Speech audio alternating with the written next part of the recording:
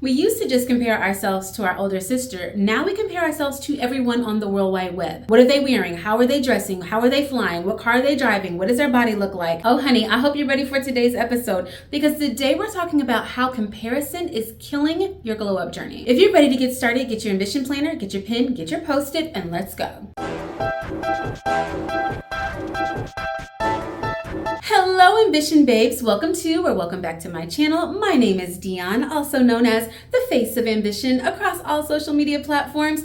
I am so excited that you have joined me for today's episode because this episode today is going to take me some time to talk about because it is something that I'm actively working through, and it is my issue with comparison. I wish that we could blame social media on our issues with comparing ourselves to someone else. We act like because of Instagram, we now compare ourselves to each other. But honey, this has been going on since we were in grade school. If it wasn't with your sister who was taller, who was faster. I used to have a friend that I used to go to church with, and we used to compare hair length. Like, we both had long hair, but like we would literally be like, my hair is longer than yours, and her hair was like significantly longer than mine. And I literally was so jealous of her because her hair was longer. Her hair was absolutely beautiful. It is to this day. Do you know how much resentment I had towards her? And I'm not talking about just as a child. I'm talking about this built into my adult life because her hair was longer. And so imagine now that we do have the access of the whole world at our fingertips, how much we start comparing ourselves to another person. We compare our journey in our work, our relationships,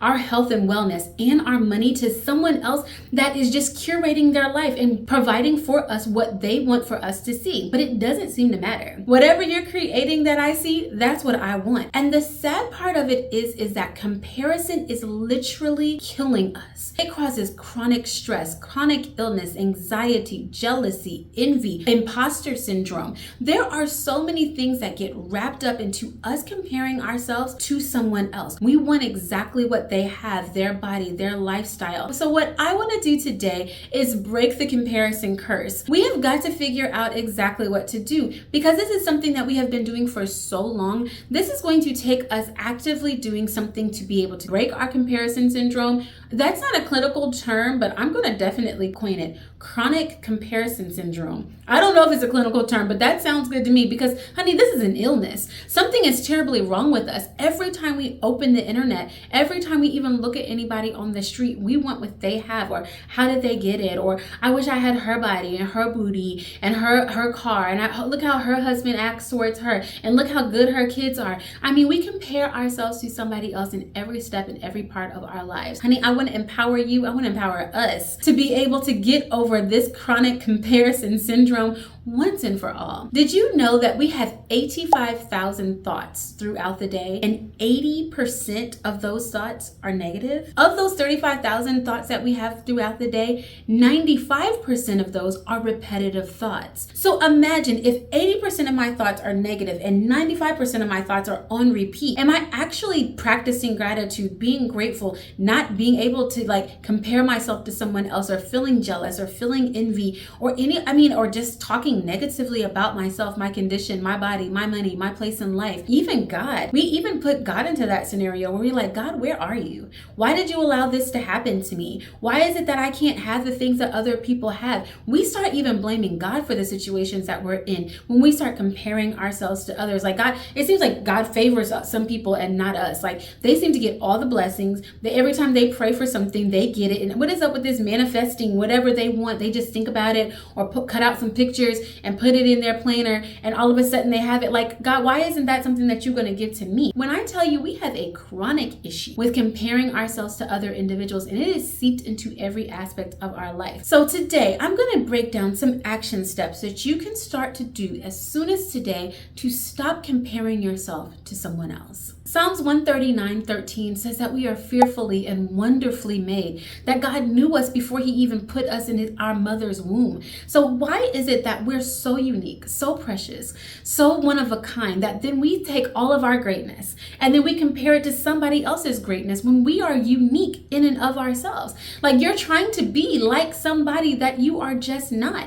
And it comes from this sense of just I feel like if we started at the very beginning, it started in our childhood. So I was reading this study about these two monkeys that were in an experiment, and the proctor was saying, you know, I want you all to hand me a marble. So there was all these objects on the table, and he's like, hand me a marble. So monkey number 1 hands him the marble, and then the proctor says, monkey number 2, hand me a marble. And so he gives him the marble, and so they're like, oh, this is very good. You did such a good job. So the guy that's administering the test gives monkey number 1 a cucumber, and monkey number 1 is so excited about his cucumber. He's like, man, I love cucumbers. I'm so excited to have my cucumber. Well, the person that was giving the test gave monkey number 2 a grape. What do you think happened with monkey number 1? Monkey number 1 was angry. Monkey number 1 was like, how I get a cucumber and he gets a sweet, luscious, juicy grape, and I'm sitting over here with a cucumber? He had a complete meltdown because he had a cucumber and someone else has a grape. Even though these are monkeys having these types of attitudes, we can put ourselves in that exact same scenario. How many times have you seen somebody else get something and you're like, how is it that I'm working just as hard? I'm doing just as much. I'm praying just as hard. I'm just as faithful. I play my tithe. I'm going to church. I do all the things, and I don't seem to get the same amount of blessings as this person get. And I know they're not paying their tithe. And I know they're not going to church. And I don't even pray 5 times a day. They're not journaling. They're not writing down their affirmations. They're not planning out their day. They're not doing half the stuff that I'm doing. And yet it seems as if they're always getting blessed. The thing of it is that my coach said it absolutely best. If you want to destroy something good, something God-given inside of you, start comparing yourself to someone else. When we start comparing ourselves to the next person, it causes so many issues. Insomnia, overspending, high blood pressure. It can even lower your immune system. This is not a topic that I am taking lightly because there are so many problems connected to comparing ourselves to someone else. We have all done it, but when we really look at how it makes us feel and how we are actually staying up at night, scrolling on Instagram, looking at her body and looking at her abs and wondering how she got that new car. And every time I see her, she's flying first class, and just feeling like it's not fair. How many nights have you spent that much time pouring into someone else? And when we really consider how much more time we could be practicing gratitude and being grateful for what we have, thinking about the gifts and talents that we have that we could actually help somebody else with. And when we start really thinking about those 80% of negative thoughts that we have throughout the day, it starts to really humble you. You start to say, I really do have a chronic illness. Like there is something literally mentally wrong with me whenever I believe that I'm not as good of a person, or I don't have as much gifts and talents because my gifts and talents are not like this person's. You know, I have to tell you, when I started my YouTube channel, I really felt like I was going to grow like someone else. I was looking at YouTubers that I really admired, and I was looking at their origin story. You know, I love an origin story because when you look at someone's origin story, you're really able to actually see where they started and where they're going. And my pastor mentioned this the other week, and I just felt like it was so true. Because when I look at my story compared to someone else's, I'm like, you know what? This is how they did it. This is how they started. And this is when they got there. And it gives you kind of like hope. You're like, if they could do it, so can I. Like we've said that so many times to ourselves. Like, look at it where they started. And if they could do it, so can I. We don't know our whole story. We're just starting. And so sometimes we can't see the whole story. We can look at people like Abraham. Well, he started out as Abram, right? We can look at his story and know that God promised him to be the father of nations. I mean, even Jesus himself came through Abraham's lineage. But that's not where Abram started. Abram started living in a house with his daddy, who was making idols and doing all these other things. He was not the man that we know him to be today, but we know his whole story. We know David's whole story. We know Esther's whole story, but we don't know our whole story. We're living out the story of our life every single day. But what we have to do is trust the process. God is taking us through a process. When I started this YouTube channel, I was like, it's going to take me forever to reach 10,000 followers. That's okay. I'm just going to produce a video twice a week. I'm going to stay consistent. I'm going to show up for my subscribers. I'm going to be the very best YouTuber that I can be. And the reality of it is that I got 10,000 subscribers in the first month of me restarting my YouTube channel. Everyone's story is not the same. What is going to happen at the end of my story, I do not know. But if you open your mind and your heart to say, every day I'm writing my own story. If you started falling in love with your own self, as I am the character in my own story, I am enviable. Someone else is looking at you like, I wish I had what they had. And here I am. Here's my story. This is what I'm going through. This is my comparison story. I look at myself and compare myself to other YouTubers, where they are, how many subscribers, how many followers, how many sponsorships they have. And I look at it and I'm like, why can't I have that? Whenever someone's looking at me and saying, why can't I have 10,000 subscribers in less than a month? We always take for granted the things that God has blessed us with. We can never look at our own scenario and feel as if it is good enough, if we are the person to be envied. So I'm going to give you these very simple steps to help break your chronic comparison syndrome. Step number 1 is to define your success story. What I want you to do is get your Ambition planner, get yourself a Post-it, get yourself some scrap paper, and I want you to write your own success story. What is your definition of success in these 5 areas? What is your definition of success physically, in your relationships, financially, emotionally, and spiritually? What I have found when I did this work is my definition of success did not even equate to the person that I was comparing myself to. I'm comparing myself to Lori Harvey over here flying first class, living it up in the south of France. And honestly, I don't want that life. I'm sitting here comparing myself to somebody, driving this cute Porsche Boxer, and I'm like, I have zero desire to drive a sports car. I'm more of a G-Wagon baddie personally, and so why am I jealous of something that I don't actually even want for my life? Like, how am I comparing myself, my situation, my life, my lifestyle to someone else's life that I don't even desire? Yes, it looks fantastic, but when you actually start writing out your success story, whenever you start writing out your definition of success in these 5 areas, you're going to start to identify the individuals that you're comparing yourself to oftentimes don't even line up with the reality that you desire for yourself. What I have found is that the majority of the time when we're comparing ourselves to someone else, we're either comparing up or down. We're looking up at someone and saying, I want the things that she has. I want to be like Oprah. I remember saying I wanted to be like Oprah at one point in my life, because Oprah's a billionaire and she's a mogul and she's on the cover of magazines and she's got her own network and she's got her own talk show. And when I really started thinking about it, I'm like, I have zero desire to do any of those things.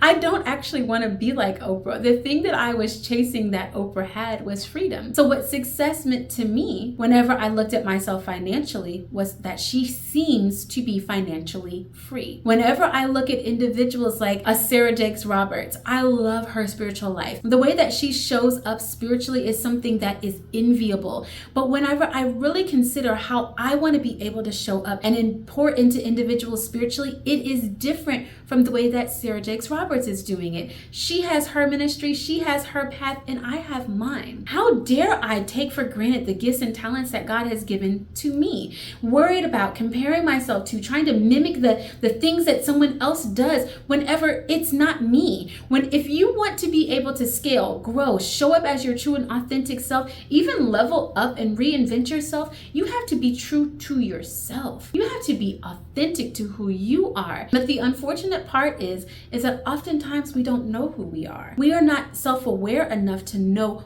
who am I? What do I like? How do I want individuals to experience me? How do I want people to feel when they leave my presence? Because you're not self-aware enough, because you're not spending enough time with yourself, journaling, praying, meditating, you don't actually know. What I promise you is if you do this short exercise and define your success in these 5 areas, it will start giving you a glimpse into the woman that God created you to be. Tip number 2 is to focus on your strengths. So you guys know, in past videos, I'm always talking about doing a SWOT analysis. I am obsessed with knowing my strengths, weaknesses, opportunities, and challenges. When I actually write those 4 things out and write out the things that are my strengths, the areas of my life that I consider weaknesses or things that I really want to be able to work on, the opportunities that I have and the challenges that have faced me, the challenges that I face every single day that hold me back, it helps me to start to realize that Jeremiah 29 is so true. God has plans to prosper me.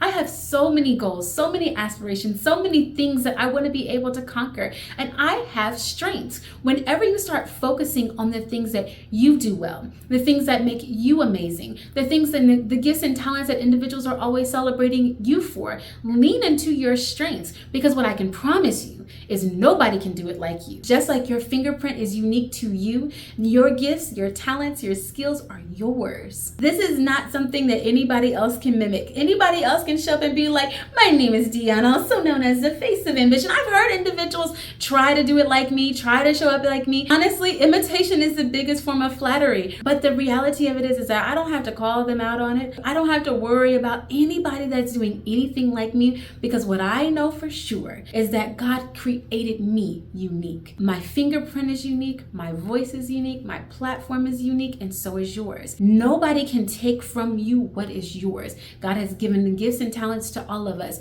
Some He's given more than others. If you focus on your strengths, you will be absolutely unstoppable. Tip number 4 is to stay curious. So you guys know I rarely make a video where I'm not talking about learning something, because I always believe that there's always an opportunity to learn something, even in the areas that you don't like so much of your life. Whenever I think about how I compare myself to other individuals, I oftentimes look for an opportunity to say, why am I comparing myself to that person? When I think about my childhood friend that we were comparing the length of our hair, I really admired her. I thought she was so beautiful. She was so talented. She was athletic. She could sing. She had such a great personality. When I started looking at from a child even until now, the individuals that I compare myself to, I actually am admiring them. What is it that I admire about them? This is the opportunity for you to say, let me learn from those individuals as opposed to being envious of those individuals. Let me study the way that they show up. Let me study the way that they appreciate themselves and their body and how they made their money and their origin story. Let me actually stay curious about this individual as opposed to comparing myself to them in this negative way, like how did they get it? As opposed to looking at that individual with envy, actually start looking at that person with curiosity, saying, what is it about that individual that I admire? Is it something that I actually wanted to do? When you start looking at your definition of success, is this something that I want to be? What is it that I like about them? What I have found with me is I like individuals that are extremely disciplined. When I compare myself to others, I started listing the people and being like, the key characteristic in that person that I like is that they're disciplined with their faith, their finances, their health. These are all areas that I struggle in. And so whenever I start looking at them, I'm like, you know what? I'm not comparing myself to them in a negative sense. They are actually my model to level up. I don't want what you have. I don't want it the way you even have it. But you're showing me the life that I want to live. You're saying, you know what? I can't get up at 6 a.m. I have to get up at least by 5 a.m. to get these things done. Whenever I start looking at them, I start saying, what can I do? If I want to live this life and I want to have the things that they have, then what can I do to be able to level myself up in a like manner? I wish I could promise you that we weren't going to compare ourselves to other individuals anymore. But what you have to do is flip that comparison on its head and start being curious and learn from those that you compare yourself to. And lastly, you have got to practice gratitude. Although I can't promise that you will never compare yourself to someone else, when you start writing out the things that you're grateful for, you start seeing how abundantly blessed you are. You start seeing how your life is amazing, how much you have prospered, how your health has improved, how happy you are. Even if you're not happy, even if you're currently depressed, when you start saying, you know what, God, I took my depression medicine today. Thank God for the insurance that paid for it. When I start saying, you know what, God, today I made up my bed. I washed my face. I put on a little Vaseline. I put on some lotion on my elbows. I wear this cute outfit. When you start thinking about the ways that God has blessed you, the things that you do have, the opportunities that are before you, whenever you start writing those things out, it actually starts distracting you from comparing yourself to someone else. You start being grateful for the things that you have. You start honoring the gifts and talents that God has given you. It's so much easier to see the strengths that you possess as opposed to looking at others. If you find yourself chronically comparing yourself to someone else, I promise you, the moment that you start practicing gratitude and making that a habit is the moment that you're going to be able to change your life. Sis, this was not an easy episode for me. I'm sure y'all can see my nose flare a few times while I was talking, because this is something that we are all actively working through on our reinvention journey. Oftentimes, I have you all close your eyes and imagine the woman that you're becoming, and I pray that you see yourself in those scenarios. This is your origin story. You are the person that you should be comparing yourself to. How can I be 1% better than I was yesterday? How can I level up and be a better mom, a better wife, a better woman than I was the day before? war. It's you against you. This fight isn't against anybody else except for yourself. Comparing yourself to someone else is a decision. And today I want to challenge you to make yesterday the last day that you compared yourself to anyone else. Honey, I hope that you enjoyed today's episode. I pray that you are well, and I hope that every single day you are doing something to reach your most ambitious goals.